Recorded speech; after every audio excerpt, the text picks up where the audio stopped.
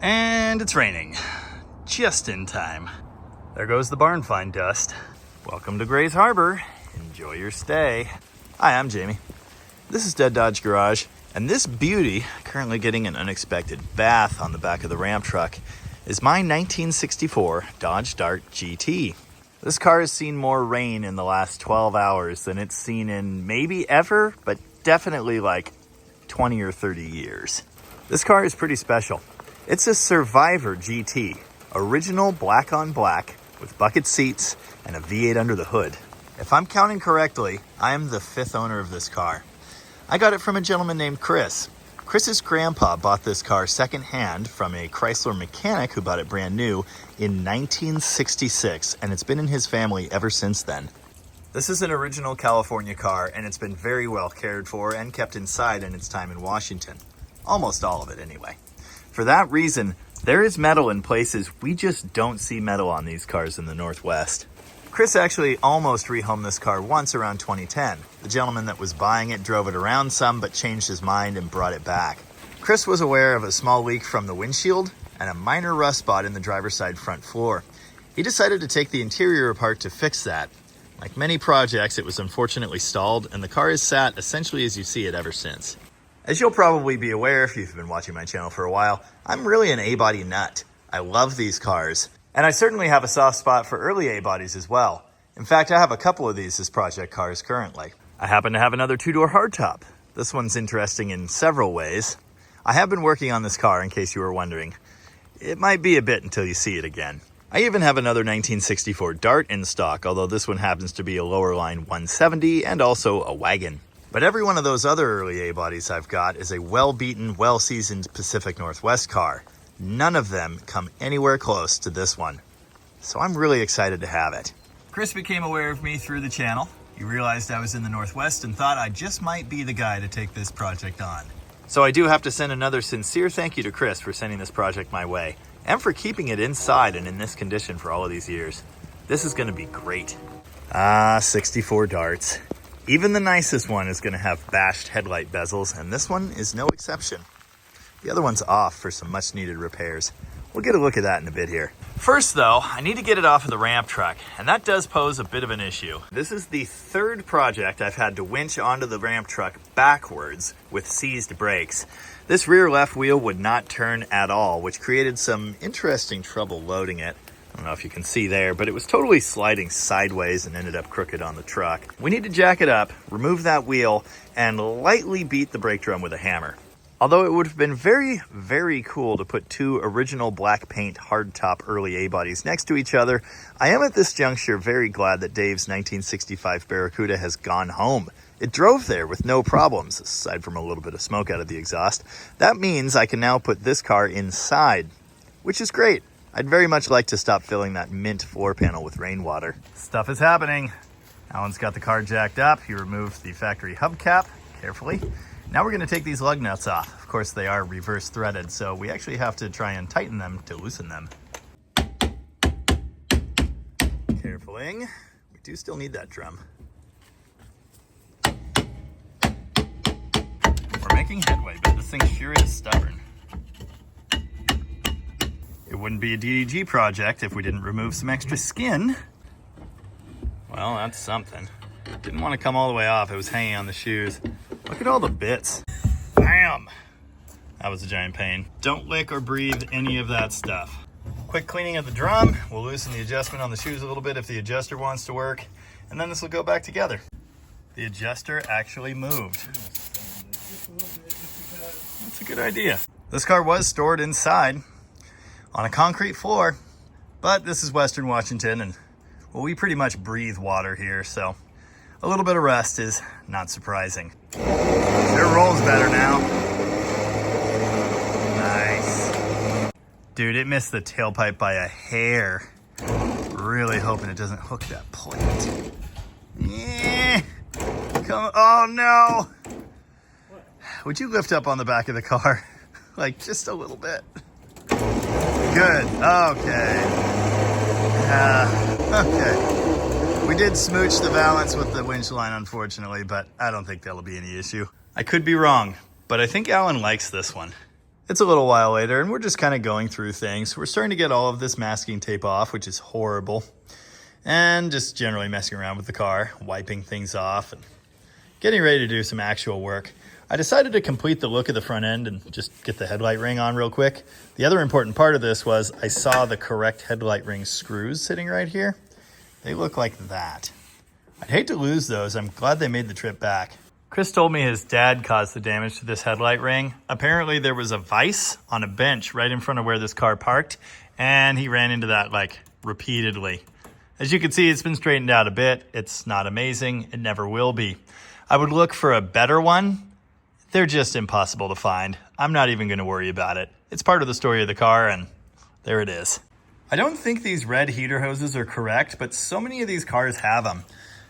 This is dated 9/13/96, so that'll tell you how long ago that was replaced. It's just interesting. Again, Dave's car had basically the same hoses, and I know I've seen that many times. This thing has a bracket over here. It looks like it would have held the heater hoses. I'm assuming that's correct, and I don't know why they didn't run that through there. That's a little poop among friends. I don't know what it is about early A-body seat foam disintegrating, but it sure does that. I have never seen this part of an early A-body, ever. Hey, this is nice. I didn't even notice before. He scraped, probably sanded, and painted the entire underside of the roof to protect it. Okay, here's the one patch. I thought it was metal. It's actually fiberglass. I'd prefer to do that with sheet metal, but it's such a small area, and that looks nicely done. I'm inclined to just let it ride. I did, however, find another spot over here. There were bits still hanging together, and as I was vacuuming, they kind of came out of there. I think that's laying right over the frame rail. Probably some gunk got in between the two, and that's why that spot rusted. Or maybe, again, it was from moisture soaked into the underside of the carpet insulation. But yeah, this is a little spot. This will need a patch. We'll search around for anything else soft, but I really think that's it. You know, it kind of smells like lacquer thinner. We're just kind of bouncing around getting stuff cleaned up here. I'm going to get all the dust and stuff out of the engine compartment since I do have to do some work in here. Obviously, given that my main interest in these things is mechanicals, I want to hear this 273 running as soon as possible. That will really help to know we don't need to do anything major with it, and we can move on with more cosmetic stuff. Now, I did grab the fan when I went to pick this car up, and I was able to turn the engine ever so slightly, like so. So we know it's not seized solid. That's a good sign. Again, it's been stored inside, so I wouldn't expect major issues with this. Please move. Okay, why won't that move? The throttle might be seized. Okay, more on that in a minute. I guess we're gonna have a couple fuel system issues here because this smells like death. I should probably just order a new one, but we may try and clean this tank. I left Allan to his own devices for a little bit, and he got a ton of that old adhesive off. This trim is looking great now. We can see through the wing windows. I didn't even realize there was a bunch of primer overspray right here, and that is also gone. That's why this looks so nice. Absolutely everything was pulled out of the way in the interior to make those repairs. That includes the brake pedal, and the master cylinder was removed as part of that as well. This system has now been open for over a decade, and that's not really ideal. We're going to put a master cylinder in here quickly. There's one in the trunk, and I also have a new one in the box that was destined for the Barracuda. If we need to use that for this, we will. Allan's getting the line usable again. That fitting spinning, that's kind of important. Meanwhile, I'm looking at engine things. This is a 273 carb, at least I'm pretty sure it is.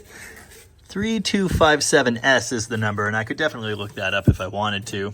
It has a homemade manual choke system on it, which is interesting. I would much prefer an electric automatic one, but this carb, though it has a couple of the holes, they're not threaded, so don't think that's an option here. We could use a factory type Carter choke stove. It would probably fit in this Offenhauser manifold. Just like the D4B Edelbrock manifold, this thing does have a provision for the factory type linkage bracket thingy, but 2-barrel and 4-barrel brackets are different, as I learned on Dave's Barracuda. The way they solve that here is they made some goofy extension piece and then screwed the 2-barrel one onto it. The spring return bracket thingy is here. It's supposed to be in this hole, not on that one, but that works. I believe this is a Mallory dual point distributor. Aren't these called Unilights or something? The condensers are mounted externally on these, and this one has a tan cap and rotor instead of the typical red. I'm gonna have to go through and file both of these sets of points, so we'll have a half a hope of getting a spark. Note this distributor does not have a vacuum advance, which is fine. If it did, it probably wouldn't work anyway. It seems odd to me that a carb that looks as nice and not horribly corroded as this one would have seized throttle shafts, but it does. So I've sprayed those. I will come through and lightly tap them on the ends with a hammer in a minute, and that should help too. I don't see anything bad looking in here. No evidence of moisture. The oil looks good. It's slightly over full, but I'm not worried there. The coolant looks nice and green. There's no horrible chunky stuff in there, or at least not much, so I feel good about that. Do note there's some evidence of corrosion here. I have a feeling that this neck leaks ever so slightly, and so that's coming out and staining the radiator. There's also a solder repair there. There's a similar amount of seepage here, above the water pump, underneath the thermostat. I'm guessing it's coming from here. It may also be coming around this hose. I was informed by Chris that it leaks here too. So yeah, there's just kind of coolant everywhere. The secondaries are moving fine, but this primary throttle shaft is really stubborn, and I don't know why. Anyway, some fire should fix it, I hope.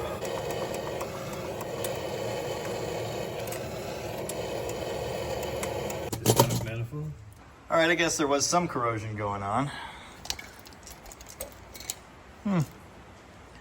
It's just no evidence of rust or other horrors, but this thing is locked solid. All right, I plugged the number off of this seized carburetor into the internet, 3257S.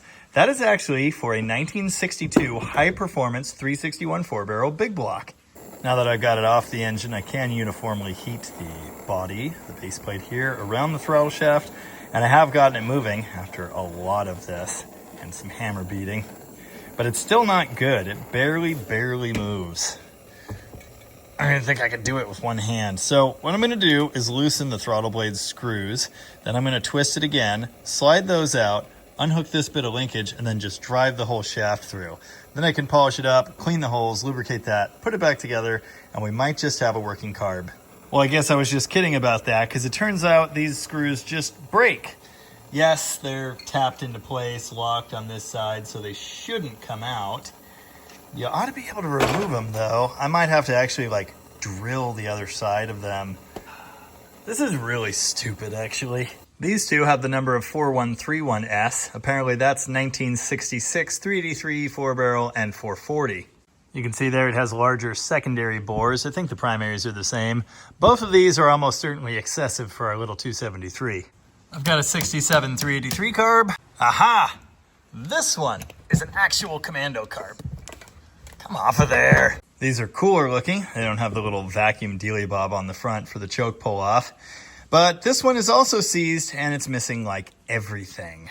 Okay, the 273 carb actually has larger secondaries, just like the 383 441. I am officially confused. Well, maybe this is our guy then. Everything's all complete. It moves. I'm sure it needs a cleaning, but other than that, this one's probably worth using. I have lots of these later type Carter Edelbrock cores, but these earlier ones have the smaller air horn size, and that custom converted 2-barrel air cleaner that's on this car right now only fits onto this. At some point, I'd like to find the correct chrome 273 4-barrel air cleaner, so I'd like to stick with this setup. So, about that perfectly good 440 carb. Yeah, I think it's fine. I'm gonna blow the chunks out of it and not lose any screws, I hope. And then we'll put this on the Dart. Notice the gasket survived in one piece. Nice. This accelerator pump diaphragm, probably not gonna fly. I do happen to have a used one here, so we'll put that in.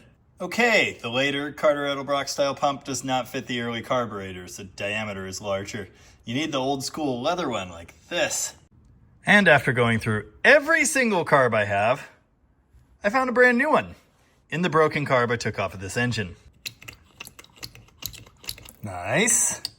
There's a weight needle thing that goes in that passageway. There was a little bit of gunk. It was working fine. Then it got seized solid and I could barely get it out of there. I think this is clean now, maybe. And what should happen is we should get a nice spray, and then that thing should go back down and keep gas from returning. One forever later, well, whatever, it works, usually. You know, I have a lot of things to do on this car, and I wasn't planning to spend the entire day putting together a carburetor. But here we are. it's on there. Well, it's sitting on there. It's not actually attached in any way. And I went and found a 2-barrel choke stove, which I think does actually fit. Yeah, it's definitely down all the way, so that's good. I had to bend the rod a little bit. I think on the 2-barrel, it's supposed to hook up back here, and obviously on the 4-barrel, it had to come to this ear. So I kind of straightened it and then bent it this way. I don't quite get a fully closing choke, but it's very close, so we're gonna go with this, and hopefully it actually does something. That was a lot of effort for an engine we pretty much know nothing about, but we couldn't have a seized carburetor, now could we? Dual points are great for higher RPM operation and for longer point life. They are really obnoxious for filing and trying to get actual spark out of. You need both of these sets of points to work for this distributor to do its thing, and it can be quite challenging to test for spark with dual points because you have to have both sets closed and then open both at the same time, which is really hard to do if you're also getting electrocuted. Yes, that's experience speaking. Anyway, I'm gonna lightly file these and hopefully they work. At this point, I'd very much like to find out if this engine will rotate with a starter. Then we can get excited about pouring fuel down the carburetor and making sure there is, in fact, a working ignition system. Also, I really need to unhook the line that goes back to the tank. But I dropped a battery in here, I went to connect the cable, and sparks started shooting off it. That's a problem. The main power circuit in any classic Chrysler product like this goes through the amp gauge or ammeter or alternator gauge or amp meter or whatever it happens to be labeled in your particular car. The two wires that connect to it are a fat red wire and a fat black wire. I just happened to notice the fat red wire is just touching ground perfectly. So that would help to explain the sparks. We'll put those somewhere. Now I can run this engine with some kind of jumper wire under the hood. If I wanted to use the key switch, all I have to do is make sure these are connected together and not shorting against metal, and then make sure we have a key switch, and then turn the key. I will be fully removing the dash harness. I'm going to assemble the dash entirely out of the car. It's a lot easier to get it wired up and everything, and then you drop it in here as an assembly, plug the big plug into the firewall, connect the lighting over here, make your connections in the engine compartment, and you're pretty much done. No more shooting sparks. Very good. Now what we can do is take a screwdriver and jumper the starter relay from the big post to this middle post.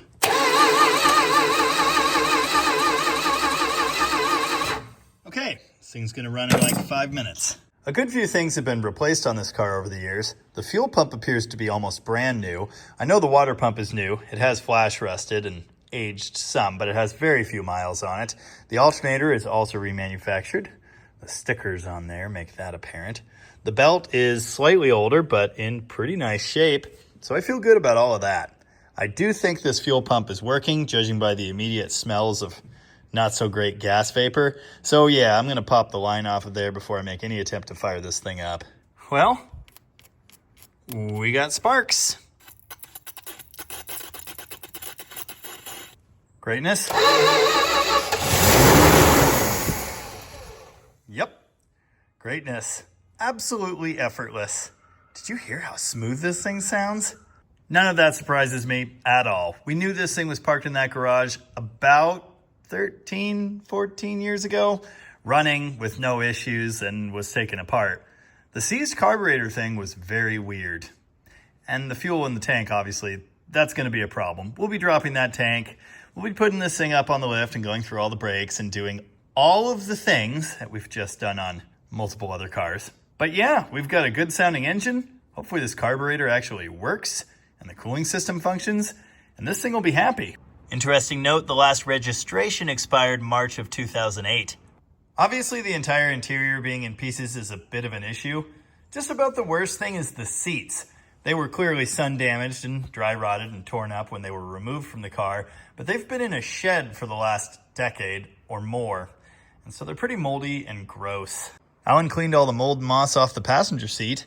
That is pretty nice, except for the spots that it isn't. I've always thought the fratzogs in these seats were a cool touch. You know, these same buckets were actually used in the CSS pickups in the 1960s. I don't know if I've shown you enough of the body on this thing, or explain to you just how complete and how nice it is. Look at all the trim. It's all here, it's all straight, other than that one headlight ring. All right, we've got a little ding here. Both of the excellent V8 badges are present on the front fenders, although the red paint is missing. The front bumper is tweaked just a little bit down on this side and there is a dent, but it's pretty nice. The back one is just about perfect. Look at that chrome. The special 64 only taillights are here and in very nice shape. And all of the trim and the silver paint is present. Here's something interesting. I thought a 64 GT would have at least reverse lights on the trunk and maybe a trim piece. My 63 GT had all of that, but this has none. I know lower model cars didn't automatically come with reverse lights and you would have to order those. I just figured the top of the line GT would always have it. Have I shown you the curb feeler? It has a curb feeler. The back seat is unfortunately quite bad because California sun. The whole top of it is baked. The rest of it is not so bad, but we're gonna need to address this at some point. I'm thinking new seat upholstery. Not today, but someday soon. I haven't even shown you in the trunk yet. There's all kinds of good stuff in here. First, there's a brand new headliner in that bag. The bows for it are there, they're numbered. This is all of the trim that goes above the windows and down the A-pillars. It's in nice shape, just needs all the dust cleaned off. Here are the sills that hold the carpet down and the door openings. They're in pretty darn good shape. Those will often be corroded and terrible. Nope, these are perfectly usable. There's a brand new windshield gasket over here, and the lock strip that goes in it is right there. This is actually the original windshield precariously balanced on the back seat. It made it all the way home fine. Here are reproduction door gaskets. They aren't quite the same as the factory ones, which have some fabric on them, but they'll do the job nicely. The gauge cluster is in that bag. The bezel for it is here. It's dusty. It's in pretty good shape otherwise, although do note, most of the sprayed on chrome is gone. That is very typical. I see an ignition switch. Most of the dash pieces are in this glove box, which is also very nice. The fourth hubcap, which is missing from the car, is there. These, of course, are factory 13-inch wheels. Unfortunately, I'm probably going to be swapping these out for 14s, and we won't be able to use those caps. I'm not quite sure how we're going to deal with that just yet. I could try and find some 13-inch tires. I just don't want to. Here's more trim that's a polished job away from being perfect. Well, I made a giant mess here, and there's a ton more to do, obviously. But man, I'm getting excited.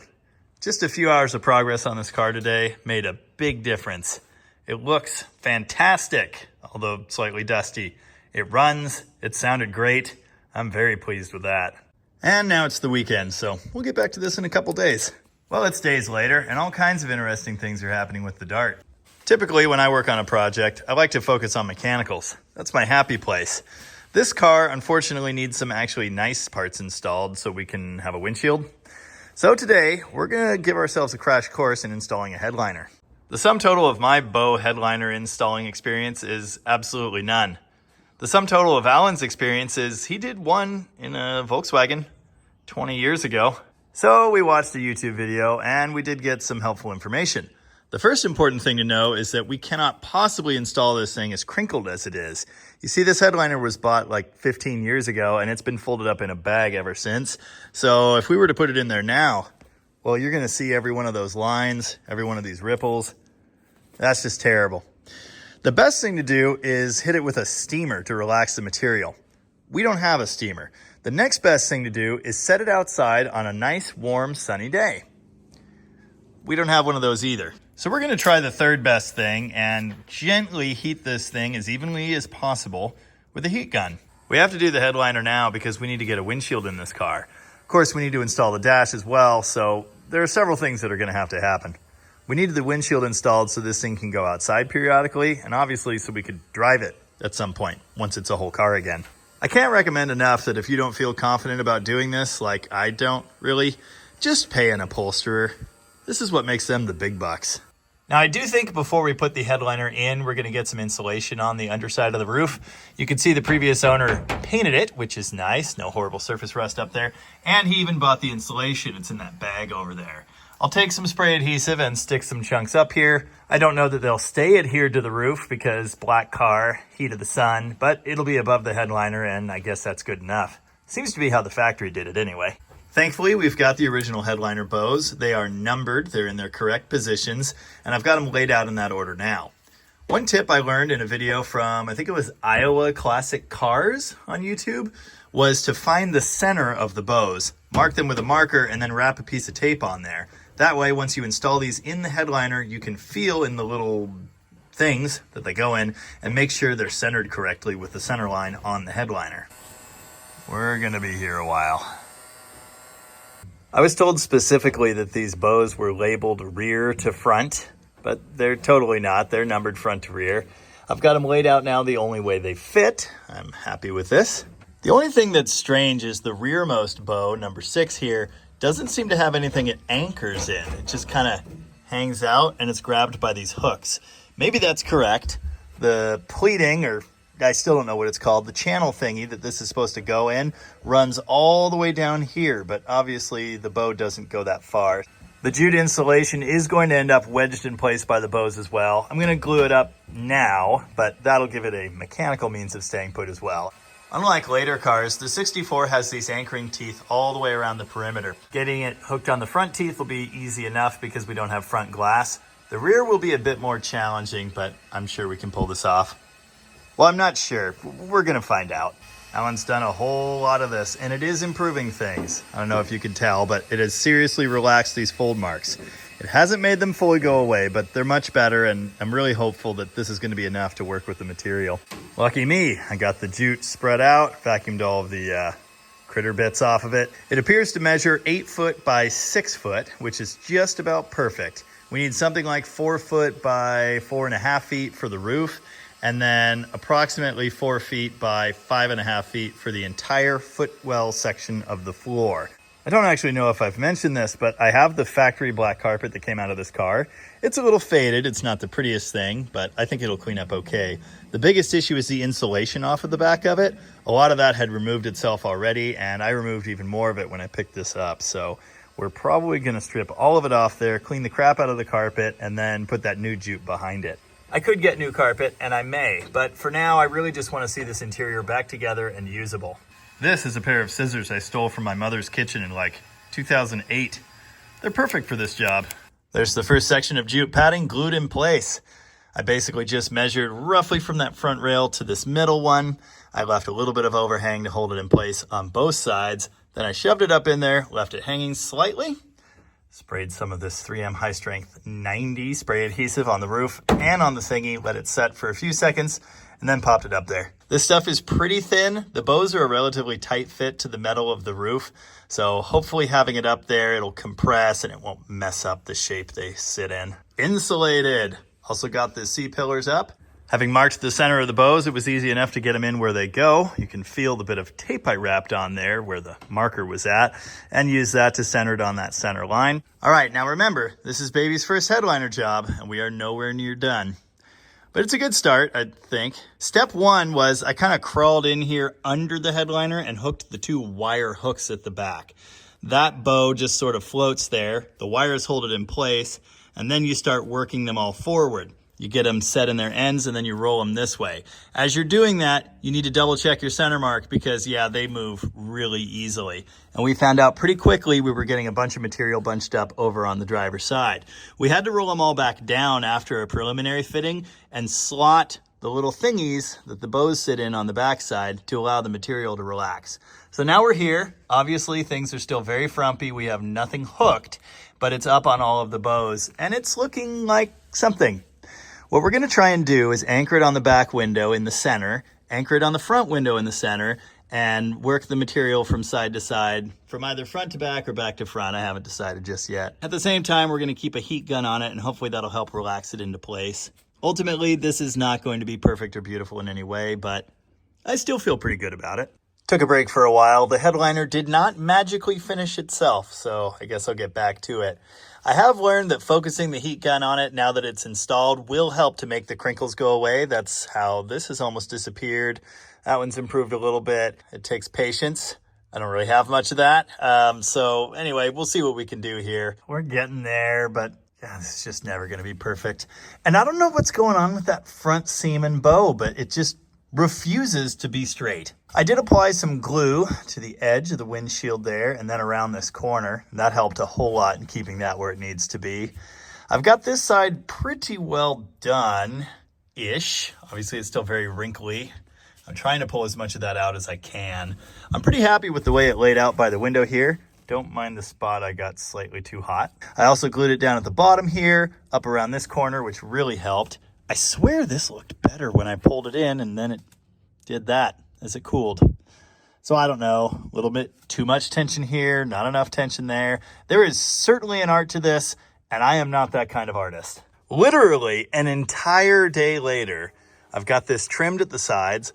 I've got it stretched just about as well as I can. Unfortunately, the worst spot is right there above the driver's head. This corner turned out a lot better. You do still see rumple marks where those fold lines were, and I think more heating and massaging might help. I know steam would, but again, I don't really have that as an option. This is honestly better than I expected, but clearly not perfect. And it's pretty similar at the back. That's a reflection. That's not, but that is, yeah, not the greatest. Again, the same 3 lines. It didn't really stretch the nicest in these corners. It's better on the driver, not so much on the passenger. The real art to this, which again, I am no master of, is trying to stretch it the right way at the right time. You need this material warm enough when you're doing it that you can stretch it around these corners and get it to relax in the right directions. Again, honestly, this is better than I ever expected it to be, and I do think some more massaging and heating and poking will improve things. I don't know, maybe don't try this at home. Just about every replacement headliner I've ever seen that was not done professionally had a similar look around the corners and back at the back. This hole is huge, but the light doesn't sit centered in it. It sits up here, and the screw holes are like here and here, or even like further than that. So by the time that gets where it goes, this is wrong. And I kind of knew it was wrong when I cut the other side, but I cut this side so it would match the other side. Trim, more stretching, certainly getting better, but there's still a hole. I did also get the dash harness pulled out of the car. When Allan shows up with a nice, shiny, fresh painted dash frame tomorrow, we can put all of that together, wire it, and throw it in. And then it's windshield time. I will have to pull these A-pillar moldings down. Those are actually pot metal on this car. In later years, they're plastic. Like, I think by 1966, they're plastic. Remind me to paint and reassemble the column as well. Maybe we'll pull that out.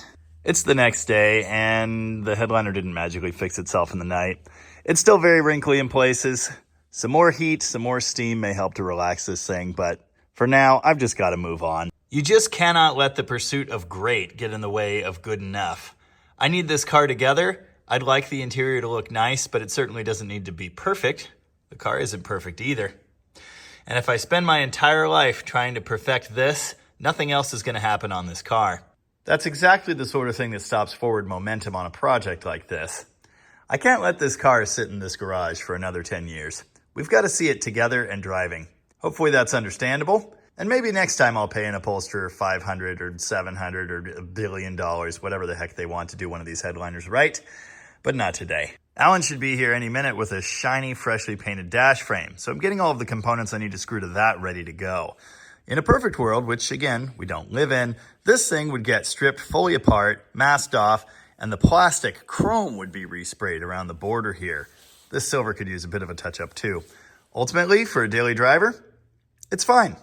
So a quick spray off with some glass cleaner and a wipe down is all it's going to get for now. As I'm working through dash things, I've realized there is no original radio. It's got some crazy 80s thing, which will fit. It's got proper knobs and all of that. I also don't seem to have the radio trim panel. Might have to dig a little deeper. Hopefully it's in there. Anyway, I actually have a correct radio for a 64 Dart in my collection here. Unfortunately, this one is broken. You can see around one of the shafts there. The bits are gone. This is just moving around. The needle was bent, which I fixed, but I just don't think there's any point in installing this. I thought I had a spare radio bezel, but I'm not seeing that. I've got a spare glove box. Don't need it. For some reason, I actually have 2 spare black dash pads. This one doesn't have the cracks here, but it has all kinds of weird patterns here. I don't know what that's about. Also, I've got spare seat belts, which is nice. Thanks, Mitchell. I've got a spare radio control panel from a 66 Barracuda from years ago. That's almost helpful. So many little parts to clean and lubricate. Like these gas pedals. I've seen a good few of these all crusty and horrible. So I sprayed this one and tapped the pin with a hammer, which helped its movement a lot. Ooh, forward look emblem. It's truly amazing how many small parts make up something like a dashboard. Now, I'm lucky to have a lot of experience with these cars, and I know where all of these components go, I think. I could see getting lost in the weeds on this if you don't have the experience, or you don't know what one of these dashes looks like inside and out. 1964 was Dodge's 50th golden anniversary, and all of the steering wheel center buttons on 64 models said as much. I think I actually have a spare one of these. This one's not the nicest, but we'll probably end up using it anyway. I stand corrected. I have a spare plain Fratzog cap. I think this is like A100 or something. Oh, I do have a spare Dart GT door plate. The ones in the car are nicer though. Do you ever look at a collection of car parts and think about all of the cars that had to die for those parts to be there? Or is that just me? The gauge cluster is together. Key switch, cigar lighter, very nice. I cleaned those bits up fairly well, but not too well, you know. I don't know when this became a restoration shop, but I'm currently cleaning and detailing things, like the dash pad, and these floor mats that came with the car. I'm basically doing absolutely everything I can to stay too busy to fix the rust spot in the floor that I've realized I probably should have done before I installed the headliner. For example, I'm now going to take the rest of this horrible insulation off of the carpet, vacuum all of this, clean it, scrub it. Hopefully it'll look less terrible than it does, but I'm not holding my breath on that.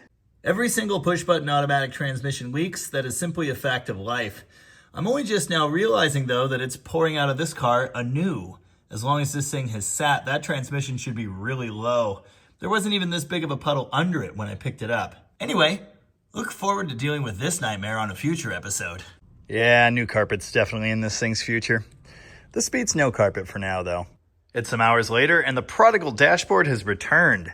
Getting things put together on here. We've got a glove box, a glove box door. I had to reassemble these hinges. Like every single thing was taken apart on this dash.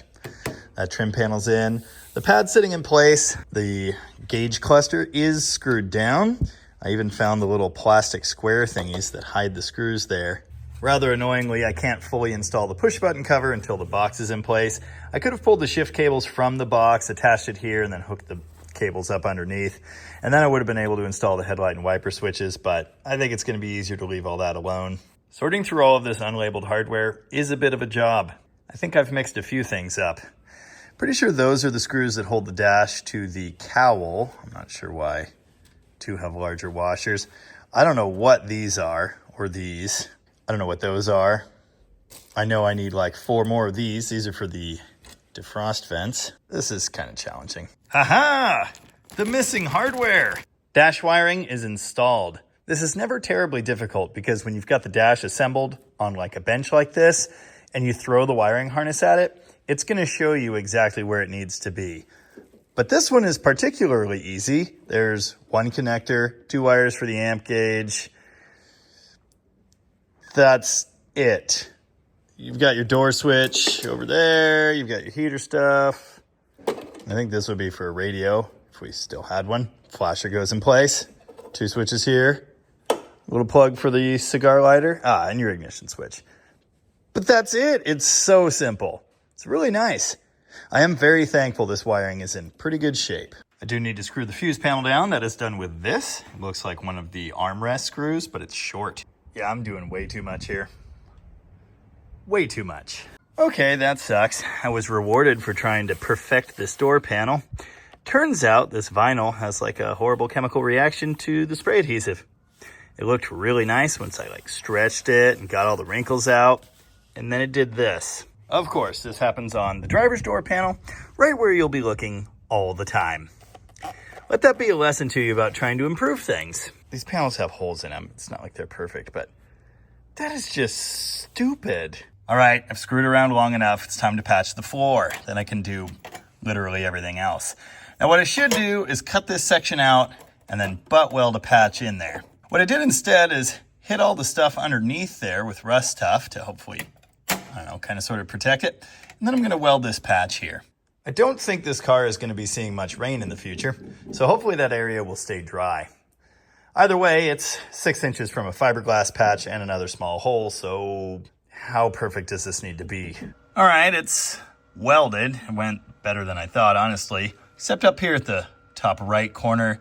It just burned a hole that way, and then that way, and then while I was fixing this, I realized, oh, there's just another rust hole over here. How did I not Notice that. So I filled that, chased it and chased it and chased it because of course this thin seasoned material just wants to burn right through, even on rusty as hell mode. At a certain point, you just have to call it quits, and that's what I'm doing now. There's a little spot there, and a little spot there, and a little spot there, and a tiny spot there that are about to get filled with silicone. Honestly, when I vacuumed this and it was just flaking the top layer off, I expected nothing less. It's pretty soft everywhere here, and really, it just needs a driver's floor pan.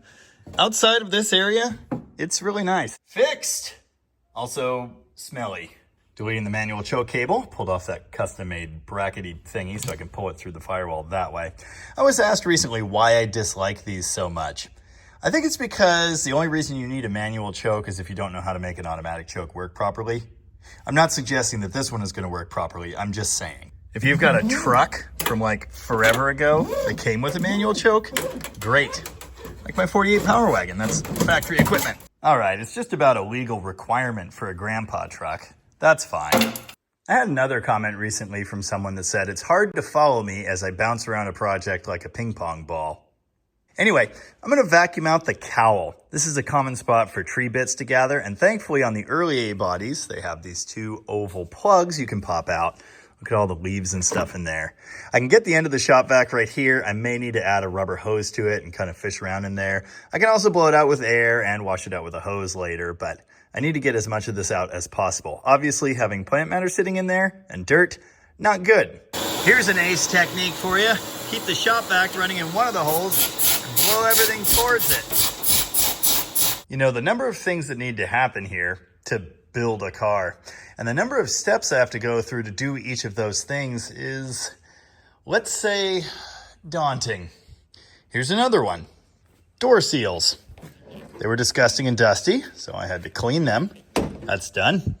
The door jamb area where the seal goes, disgusting, and had some overspray in it. I've cleaned most of that. It's a lot better. That'll be hidden by the seal, so I think that's fine. Now I need to figure out where it starts, which I think is right behind this seal, like here. You know, at the messed up spot of the headliner. Don't worry about that. Then it needs to go all the way down here, all the way up and around, and then I need to perfectly cut it right here. This one roll of material is both door seals, so I need to not mess that up. It does just push right onto the push weld, so that's easy enough.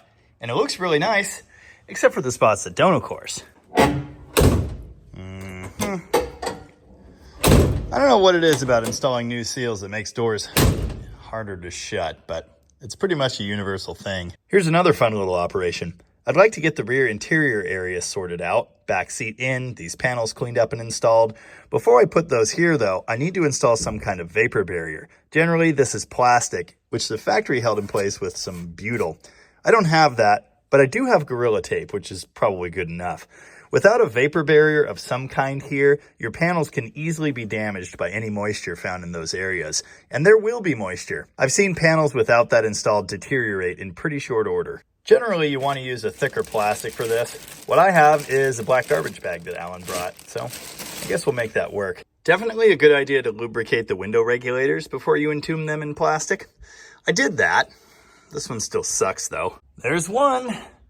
Not bad. Hey, really, when I made the headliner wrinkly, I was just matching all the panels. You can't install the rear armrests until the back seat is in. Their presence makes that pretty much impossible. So we'll do that later. Now I need to repeat all of this on the other side and do another door gasket. It's a new day, and Allan is removing the steering column. We're going to rebuild this out on the bench and paint everything, which will be much, much easier. With this out of the way, I can now install the brake pedal bracket, and then we can get the dash in. Meanwhile, I'm working on interior stuff, which still kind of seems wrong. I've got the passenger front panel on. I've got the new door gasket in there, which has made this door also close like crap. I did have to re-repair a previously repaired armrest because the door is harder to shut now. I was testing it and I kind of sort of broke that thing around one of the screws. It had a piece of metal around the other screw, so I added a big washer, and hopefully that's all right. I've got the door handle and the window crank in place, and there is plastic behind that door panel. I put in a little bag here so we have the option of installing a speaker later and it will be protected. With the column out, it's time to install the pedal box, and we're also going to do the master cylinder at the same time, which Allan is currently bench bleeding. I noticed this pedal was moving with this shaft or pin that it sits on. It should move around that thing. Yeah, you can see it's kind of rusty and terrible. So I'm knocking that out with a brass drift and a hammer. I'm going to sand it lightly, lubricate it, and then we'll put this all back together and in the car. There you go. Nice, smooth action. It's important that the bushings in here are doing the job of bushings. You don't want this steel piece spinning in this steel bracket. I've actually seen very similar issues in even newer trucks like Dakotas and Durangos and Fords. Something to look at, especially when you're rebuilding a car. But if you have a stiff brake pedal, that's where you're going to want to look. Good news! This shiny new master cylinder that came with the car bled right out with no problems. And then it started pissing out around the piston. So the rear seal is bad. That's very unfortunate. I'm gonna have to buy another one. And these are like 85 bucks now. The good news is I already did buy another one. It's supposed to go in my Barracuda, so now I'll have to buy another one. But at least we can continue with this project. Second time's the charm. Getting closer. Hey, don't get that on the column. Our second shiny new master cylinder is installed. The line is connected. The box is tight. Still have to crank down these bolts to the pedal dash frame support bracket thingy. But everything else is going together. I've got the through bolt here tight. We've already got half of a pedal. We're gonna need to bleed these brakes and ensure we've got good wheel cylinders, but I don't think it's gonna take much. Getting the brake light switch set up now. This thing was bent. I had to straighten it out a little bit. I had to tweak the bracket, and now it is actually lining up correctly and kind of sort of working as it should.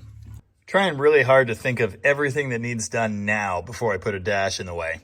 Just lubricated the speedo cable. That feels really nice. Sprayed the hinges on the vent doors. These are always seized.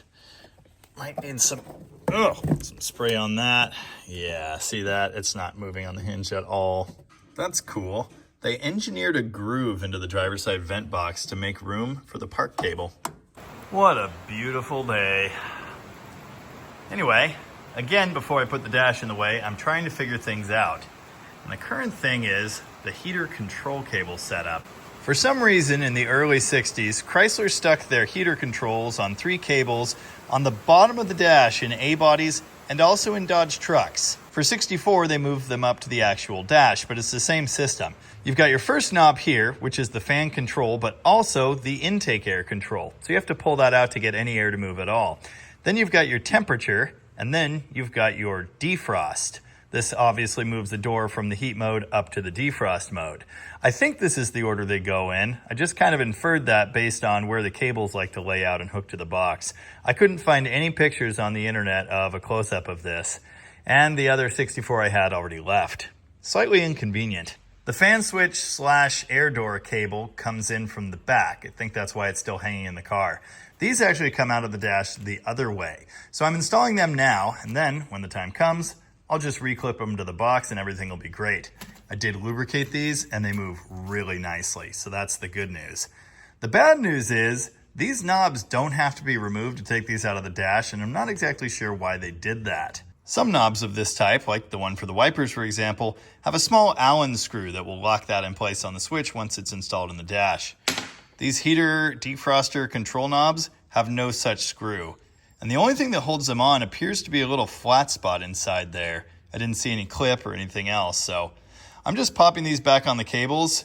The one on the temperature control seems to work, so hopefully that's sufficient. We're gonna put the dash in, carefully. Yeah, watch the cable. Nice. Watch, yeah, There we go. So basically, you got these 2 bolts at the bottom, which I have loosely installed in the car. We're gonna carefully pop it onto those. And then we're gonna try and swing it up into position. Why don't you grab that push button box and just like shove it vaguely up in there. Sure, okay. This will go here. Wow, you know, I could hook these cables up like right now. Okay. That's 1. That's 2. What's that horrible noise? You're attaching the bolt head? Yep. Okay, dumbest part. Clipping the heater control cables in place. These little things pop in a hole and then just flick over the edge of the bracket there. which sounds a lot easier than it is. It's actually really dumb, but it's much easier to do it now from above than later. Here's our first look at the dashboard installed. It's magnificent. It is slightly incomplete still. We're missing the shifter surround, and I'm forever going to be irritated by this trim panel that's missing around the radio, but in general, very nice. Heater controls, fan switch, the air door you have to open or the heater doesn't work at all. Temperature control, this would be cold, this would be hot, and that opens the door to the defroster. Push button plate is in. This is kind of a goofy setup. There are 2 screws that hold the push button body to the dash frame behind this. And you can see one of them, the one that's not the right screw. That's unfortunate. Anyway, then there are 2 long screws that go through the surround plate into the push button body. There's nothing that attaches this to the actual dash. The 2 switches are going to clamp it tight, but there are no screws or anything like that. Anyway, push buttons seem to be push buttoning correctly, and the lever works. These should be backlit if everything works out correctly. Also, I did have to wipe a bunch of primer overspray off of the button faces. Shifter and switch panel, complete. With the dash done, it's finally time to put the windshield in, which was kind of the whole point of doing this. Now, this is a lock strip gasket. There's a strip of shiny silver stuff that goes in this area, which locks this strip around the glass. The way you're supposed to install these is to put the gasket in the body, set the glass in here, carefully work this around the windshield until it drops down into place, and then install the lock strip after the fact. I don't know if you could tell just by looking, but this gasket, though still pliable, is shrunken somewhat, and it's not actually fitting where it's supposed to go. It's also not locking around the body here, so it just wants to fall off. And that's going to be a gigantic problem for installing this thing.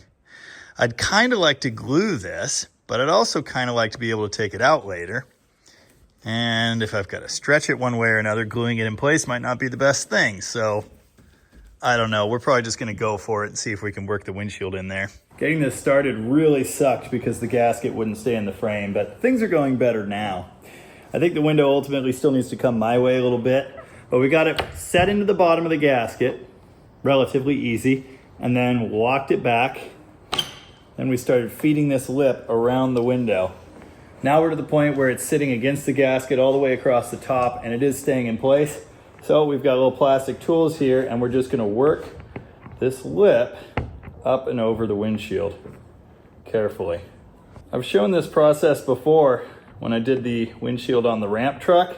That one was a little more irritating because it was an ancient dry rotted gasket. This is pretty irritating too though. First windshield I ever did was in my 1974 Duster. They're the other type where you put the gasket on and then set it in together. I tried to do it this way. It worked once I cracked it. Oh, went in no problem. Now you almost up to the top? Almost. Nice. So what we'll do in a minute here, if you can get around the corner, I'll just go in and feed this up the rest of the way.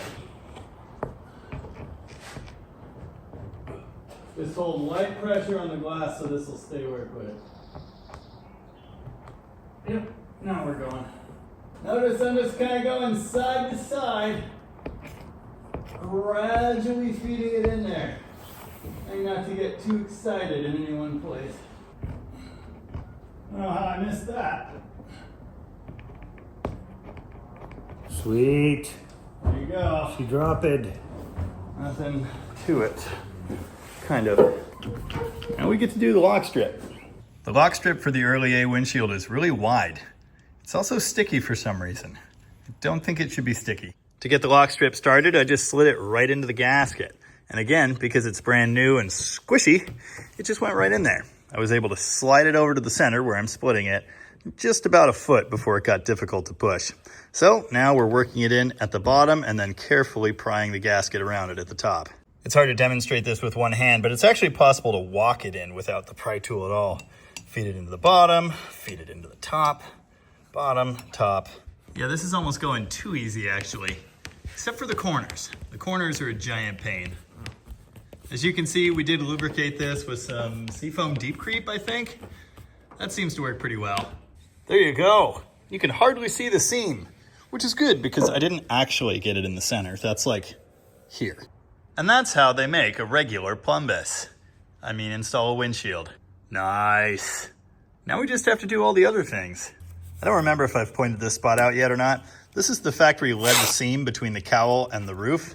Someone sanded this down because they thought there might be rust bubbles in there, but it was just the lead. It's pretty typical to see that. Obviously, it's a bare paint spot now and we need to deal with it. So Allan's now working on masking off the area around it, including the shiny new windshield and gasket and everything we just installed in the way. And we're gonna see if we can get some paint on this. Hopefully it'll match well enough that it doesn't stick out. You know, I had some memory about there being front cranks and rear cranks, but I put one of the rears on the passenger front anyway. I guess I'll be fixing that. I've never understood how these remote mirror controls work, but they're actually really simple. It's just 3 different pull cables on 3 sides of a triangular pointy thingy. And as you move this, it pulls or pushes on cables alternatively, sometimes more successfully than others. Anyway, I lubricated the cables and reattached the green one over here, which was disconnected. Hopefully this works. Yeah, it's a little stubborn, but it does work. Yep, it's black. Here's something interesting I learned. At the ends of the dash pad, there's a little rubber piece that's held in with 1 screw and a little pop-in section in the top of the dash. It's supposed to finish off this edge of the dash pad where it goes under the A-pillar molding. It seems really strange. They probably could have just made the dash pad longer. Anyway, I did only have one of these, but I magically found the other one somewhere. Front driver door, plasticked and taped, and ready for a door panel. Driver's door is completely together. Yeah, the ugly spot's still pretty ugly. Once the stuff dried, it did lay down flat again, but you could see where the dye came out of it. Stretching it did work though. It's up under the chrome. Probably could have ruined that spot too while I was at it. Well, the supply of spare parts in the trunk is dwindling. That's a good sign. We have the old dash speaker, which I did not bother putting back in. That thing is totally roached. The old stereo, I'm not going to bother with that. Again, I'd really like to find a factory piece just to plug the hole more than anything. There are a set of new wiper arms over here. We ended up reusing the originals. They're a bit better fit. There's a pair of visors that I haven't dared to cut holes for yet. These are kind of deteriorating. They should be stitched back together. I think that's a new trunk gasket. It's different than the original type. I don't know if I'm excited to try and install that. We've got defrost vents. We'll get those in at some point. These 2 pieces of foam went inside the rear side panels. They don't seem to stay where they're supposed to be, so I just left them out. I thought about gluing what's left of the original jacking instructions back to the trunk lid, but that kind of seems like a lost cause. Then we've got this box. It's a very nice rear view mirror. Maybe I'll put that in soon. A chunk of super crispy fuel hose. Not sure where that came from. Hopefully we don't need it. And then there's this. This is an aftermarket set of seat belts intended to go in the back. And I do think I'm going to put these in while I have the chance, while the seat's out, you know. It might be nice to be able to put kids back there at some point. We've got the factory front seat belts. For some reason, they have these weird retractor thingies on them. Definitely not factory. Could remove them, but they kind of sort of seem to work. Allan just figured out these 2 random rubbery, foamy disc things go behind the front seat belts at the doors. And that's to keep it from falling down there next to the seat where you have to dig it out every time. I've had a couple cars like that. I connected a battery and I knew there was something on in the car because the negative went bzz. It's both interior lights. Nice.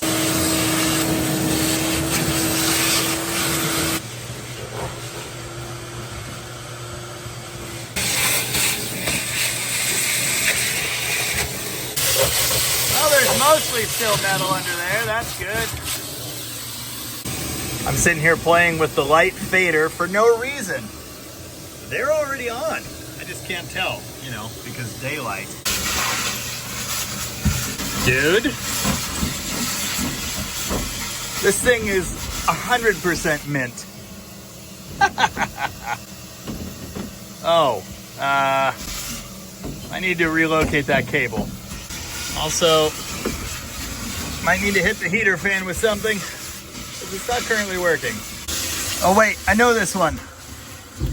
Kind of need to connect the ground cable to metal still. If this gauge is accurate and there's a half tank of crud back there. Ugh. You know I paid very careful attention to which one of these did what. And then I put the knobs on backwards anyway. Oh well, it's fixed now. These defrost vents are just always horribly ruined. Kind of rebuilt them out of duct tape. Hopefully that's acceptable.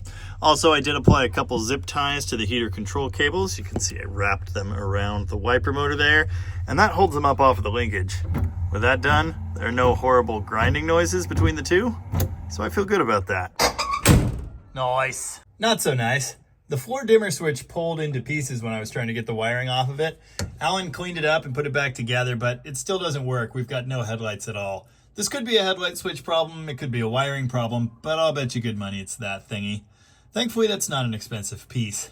Allan has left us for the evening, but not before cleaning and painting the steering column. The main section here looks pretty darn good. Down here under the dash, I just had him spray that so it would look vaguely black if you were to glance under there. Thankfully, the sun has come out, but the paint on this is still pretty tacky, so that's going to be hanging there for a while. Yeah, I think the trunk's going to need some rust treatment.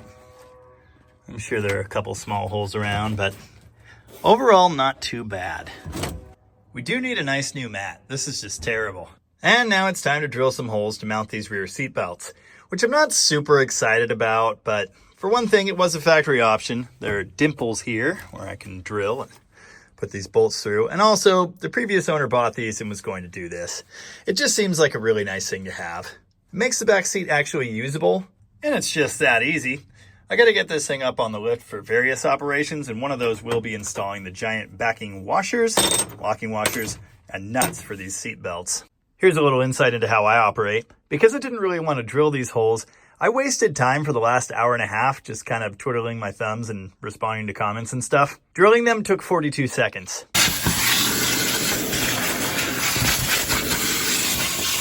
Padding. Is it perfect? No. How much time can I really spend making this perfect? I'm thinking no more. Carpet. It's not amazing, but I'm happy with this. Also, gas pedal. I slightly broke one of the studs. That was unfortunate.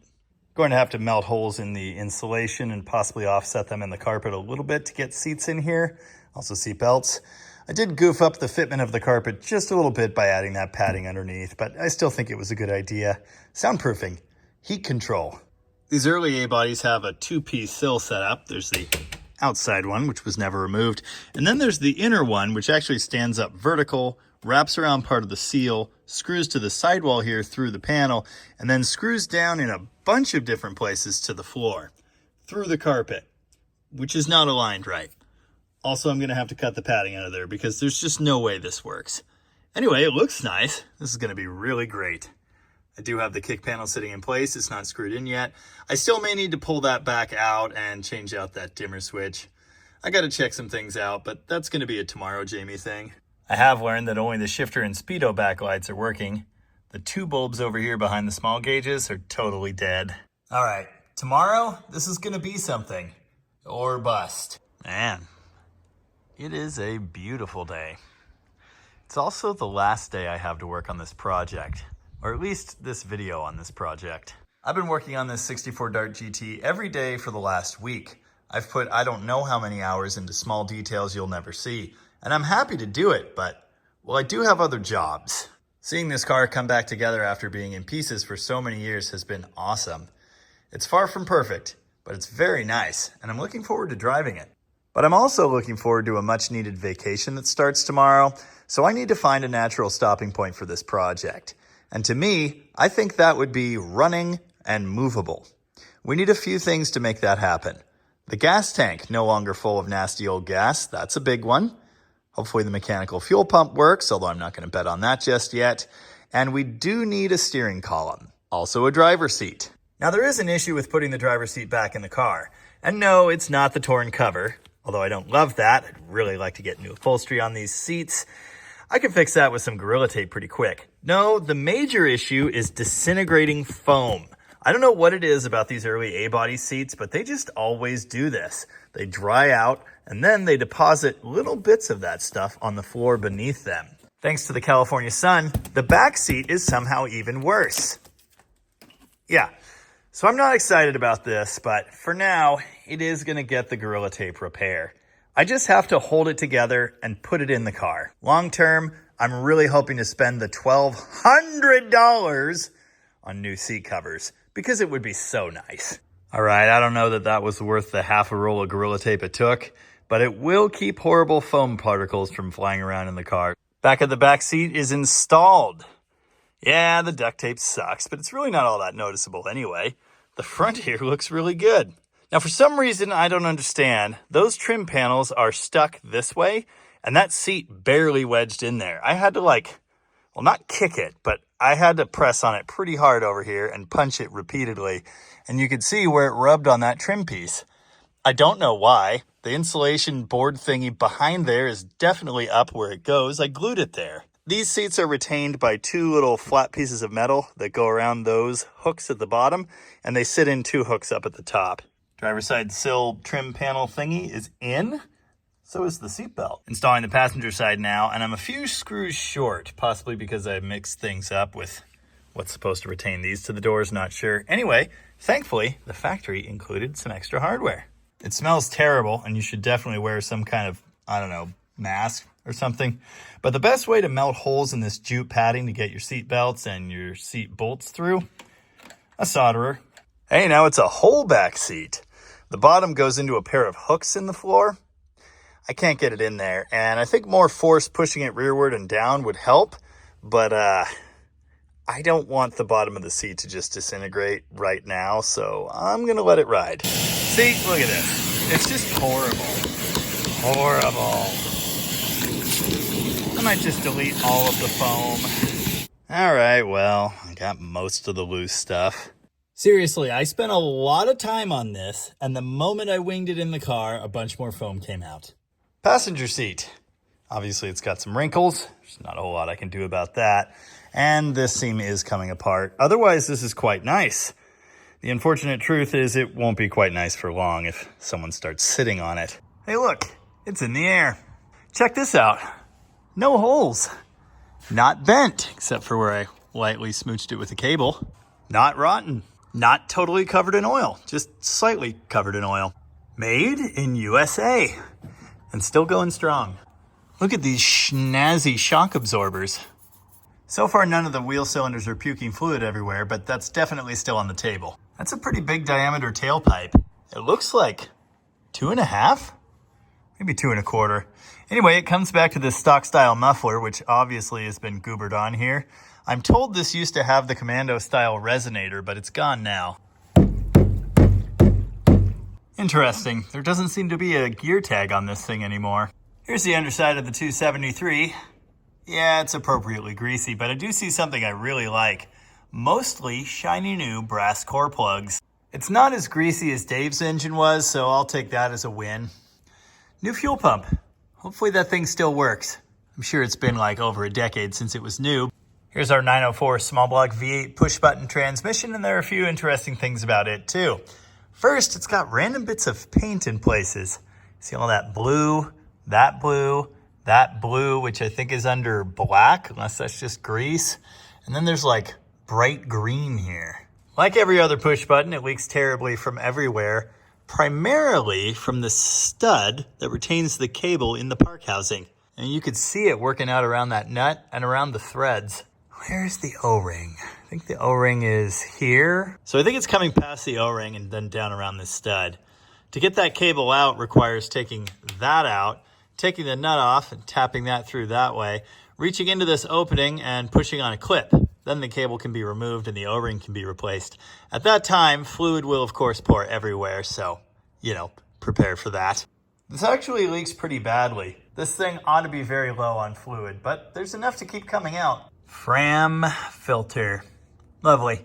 It is mounted on the requisite 90-degree oil filter adapter. That's nice. I'm not surprised, just disappointed that the crossover flapper valve is seized solid. Well, I say solid. Okay, I was able to get it to move by hand a little bit, so I guess I'm going to make sure it's in the full open position.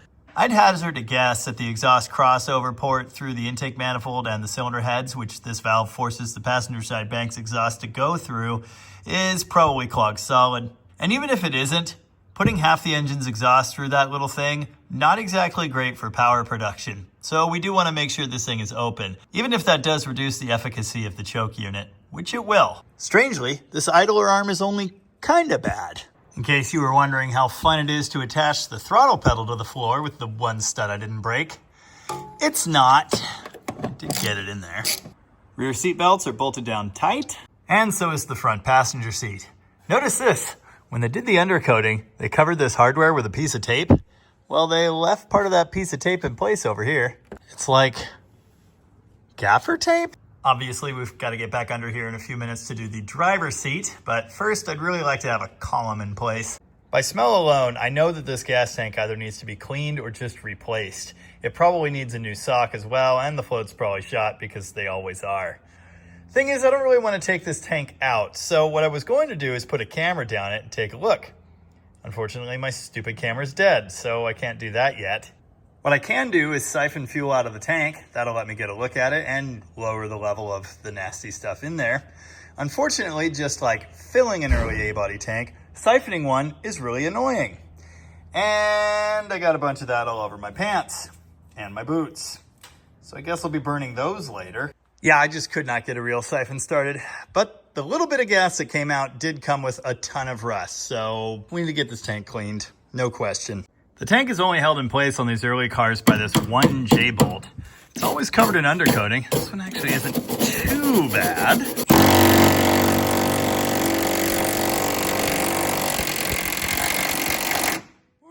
Okay, good news, bad news. Good news, the reason I couldn't siphon fuel out is because there's almost none in there. Bad news, that means the gauge is not at all accurate. Oh, it sure isn't pretty in there. Did notice something. Where's the sock? And where's the float? Oh, there it is. That is impressive. I've never seen anything like it. It must have fallen off forever ago and ended up stuck in the muck. Chunks. The entire inside of this tank looks like this. It's bad. And I put a lot of time into this. I can't get it much better than that. It's pretty gross. A lot of it looks clean and pretty like this, but it is not 100%. It's better, and I'm just gonna have to be okay with that. Pretty sure this 357.3 is a build date stamp. 357th day of 1963, which happened to be December 23rd, known in my family as 80s Day.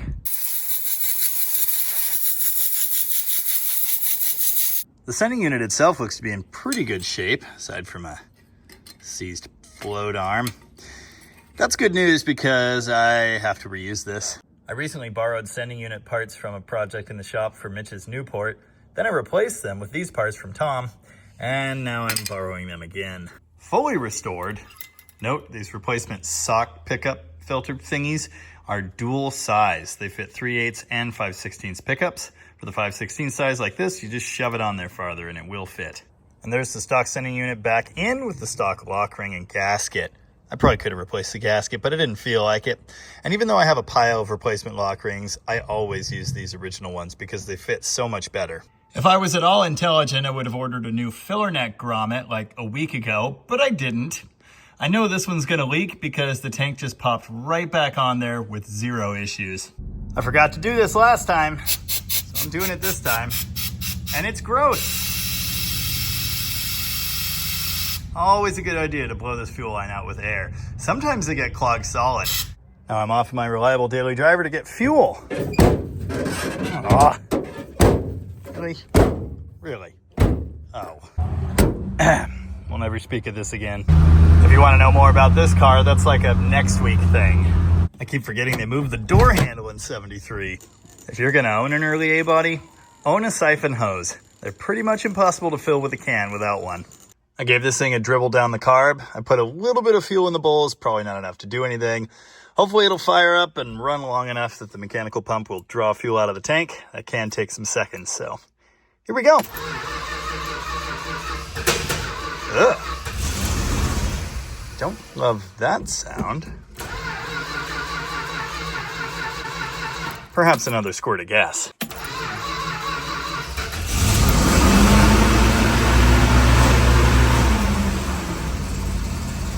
Really love the mega high idle. Or that.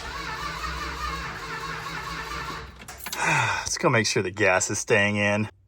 Oh, the high idle was due to a slight linkage difference on this carburetor, holding it open slightly. Need to adjust that rod length. I don't think it's actually pumped fuel yet. It's just running on what's in the bowls. That's unfortunate. Well, it's worth a try. We better hurry. I can hear the "you can't put a fuel filter there even though Chrysler did" gang running to the comments. They'll probably tell us you can't put an ignition coil sideways either, even though Chrysler did. I killed a battery. I hardly cranked this thing. I don't even know how that's possible.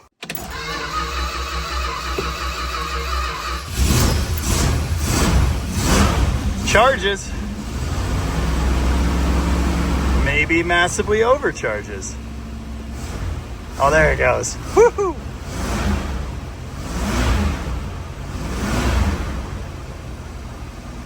Man, I think I broke the fuel gauge. Oh wait, the fuel gauge is back. Nope, still not pumping fuel. Okay, either this new looking pump is no good, or this line is pulling air, which is also possible, but I don't think it's that. Why do I not think it's that? That one's nothing to write home to Ma about either. I cracked the line up to the carb and there is fuel in here. I thought maybe it was the fuel I poured in there, but it's yellow and it smells terrible. So was there already fuel sitting in this line? I don't know. Now I'm gonna do another test. I'm gonna drop this thing back on the ground, pull the line off of the filter, and just bump the engine over with the starter and see if anything comes out. Pressurized air, bad smells, anything. Okay, yeah, I've got the starter button hooked up again, and there is nothing coming out of there. None of that fuel I poured down there, no air, nothing. So this pump is just dead. And I happen to have one in a box, so I'm just gonna change that out. I'll probably replace the stupid hose while I'm at it, and away we go, hopefully. Okay, this is really interesting. It actually draws in. I need more hands, but when I press on it, you can hear it drawing. And then when I release it, it hisses. It's like slowly pushing out pressurized air. Hear that? It can't be clogged because the inlet is pulling in just fine. But on the outlet side, it won't push fuel out. Okay, maybe it's clogged internally on the outlet side. But because this is the crimp style pump, I have no way of getting in there. I can try and blow it out, but I don't think that's gonna happen. That's a weird one. Never seen that before. I've either seen the diaphragm work or the diaphragm not work. I've had check valve issues in these, but never that. Anyway, there's another brand new part no longer worth using. An important note, these are not correct mechanical fuel pump bolts. They're supposed to have shorter heads with a built-in washer. That one has no washer at all. This one's washer is separate. I thought I had them here, but I only have one. New fuel pump installed. Again.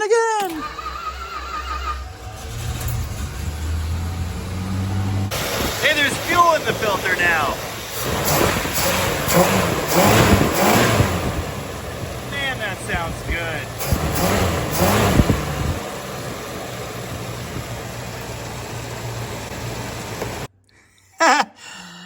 What on earth is that about? You know, I noticed that fitting didn't tighten all that well. It like locked solid. So then I gave it another reef. Is it the fitting or is the pump body broken? Why? Just why? That stuff's not cheap, dude. Ooh, is that a factory run? It might be touch up. Still though. No, it's definitely in the fitting. Okay, I don't think the fitting had seated right. I backed it off, tightened it again. I was able to get it another half of a thread. So hopefully it's good now. Yeah, it's not fixed. It's not my 60-year-old fuel line. It's the threads in the pump. I don't know if you're gonna be able to see that. There you go. They're not cut all the way into the fitting, which would be why this thing stopped hard when I tried screwing it in there and why the last thread on that nut is now shiny, because it's trying to make new threads. So I guess I'm just gonna keep reefing it in there and hopefully eventually this works before I strip out the hex on that thing. I've reefed it like 4 times. It's gotten better, but it's still leaking. Okay, I literally tightened it to the point that my flare wrench stripped it and jumped a tooth. And I think the gas is staying in. If not, I'm pretty much screwed, so let's find out. Hey, in case you were curious, That is not some random no-name pump. That is a Carter. You know, like the oldest name in mechanical fuel pumps. Well, it's either no longer leaking or leaking very slowly, so I guess I can continue. Oh, I'm kind of smoking. Okay, no one should be surprised by that. It won't idle down for some reason. Off of the old idle linkage and not touching the screw. Oh, I did a dump. That's the kick down. This has a cable throttle. I knew that. Fixed. Except it kind of wants more stuff. It's been running for a bit. The alternator gauge is reading something kind of okay. The fuel gauge has gone up to almost full for some reason, and the temperature gauge is on dead cold despite the fact that the thermostat's already open or not good, and there's some heat in the radiator. That gauge was definitely moving before when it was sticking to hot. I don't know, I'm just hoping this isn't a gauge limiter problem. I already know it's messed up. It's built into the fuel gauge on these, which is a giant pain.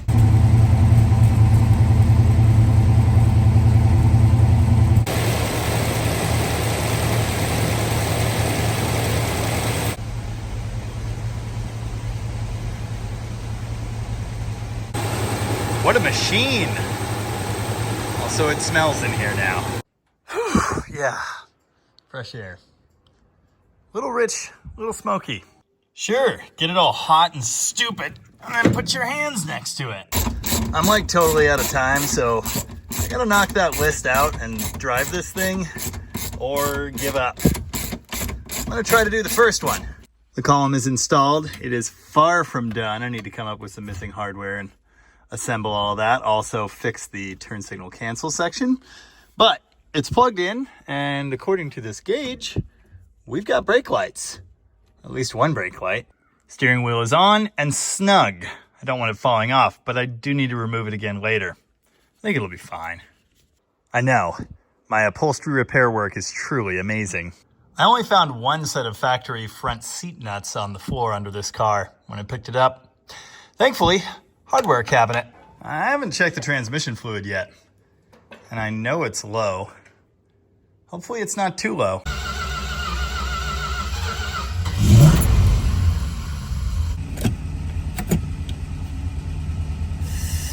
Okay, it's a little thirsty. Apparently this is the only funnel I own now that fits in the transmission dipstick tube. Also, a strong gasoline odor has reminded me I haven't fixed that little hose yet. Of course, every bit of this fluid will be on my floor soon.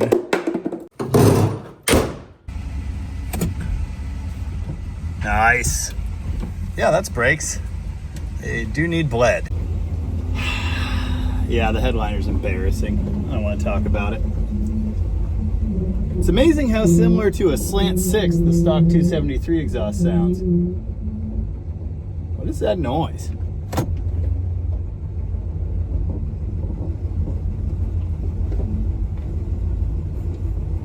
Is that in the brakes?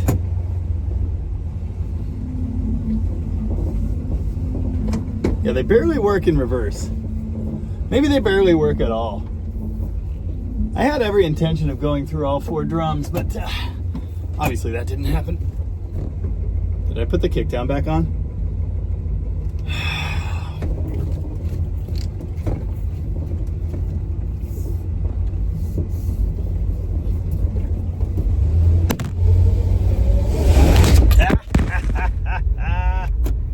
It's got a couple ponies. No, I did not. It fixed itself. Well, we're gonna have to do the short track. You know, I lubed the Speedo cable, but not this Speedo.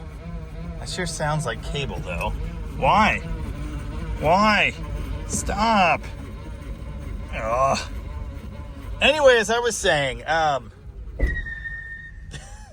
brakes. More of an idea. Yeah, that was the rear left seizing. Okay, this is gonna be a short drive. All I can smell is gas, both terrible and new. I might pass out. Definitely need to change my clothes.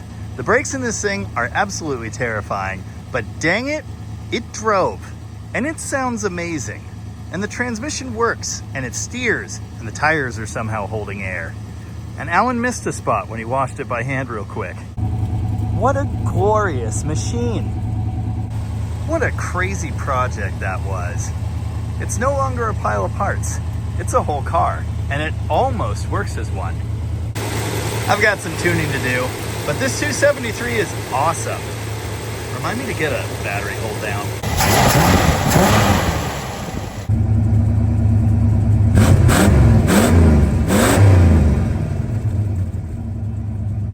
'64 darts are cool. Thanks, Exner!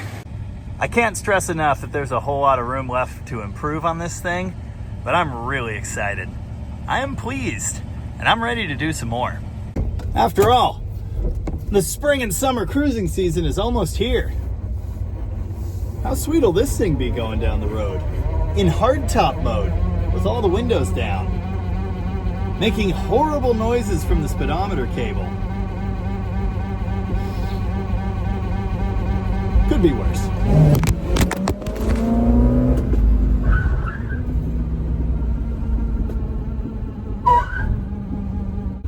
Okay, the one seizing brake thing is a bit of a problem. We're gonna put this thing away for now. Still though, awesome. Please stop making that noise. Hey boy. Glad that's over with. Hopefully you enjoyed this one. I certainly did. Lots more black 1964 GT Survivor stuff to come. Also a scamp. Oh, I'm amazingly out of time. Hey, thanks for watching. And remember, Dart GT. It grandly tours, I think.